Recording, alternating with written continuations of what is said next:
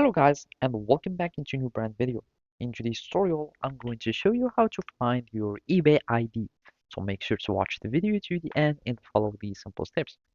So basically, all you will be needing to do is just to go to your settings so you can find your ID. So there are many ways where you can be able to see your username or eBay ID.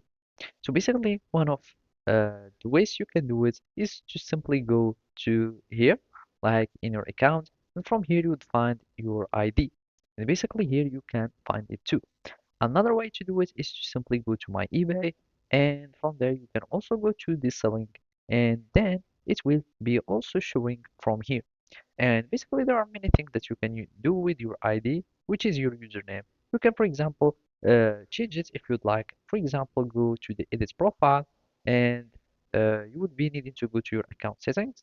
So here we'll find account settings, and from there you will be able to go to personal information, and from there you will be able to change your username. So of course you will need to sign in again as a measure of security. So I'm just going to continue with Google. I'm just going to log in into my account. So let's just go back and I'm going to choose this one. And basically now you will need just to click on skip for now in my case. And here you can be able to edit all your other information. So you can change your username, your account type, and basically your contact info if you'd like.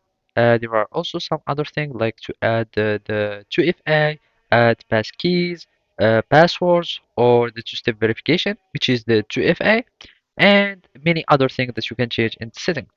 So simply, this is how you can find like your username, and whenever like you are going to be contact or going to the selling, going to do any other operation, you'd find yourself by your ID and not your name. So basically, that's it. Thank you for watching and see you next time.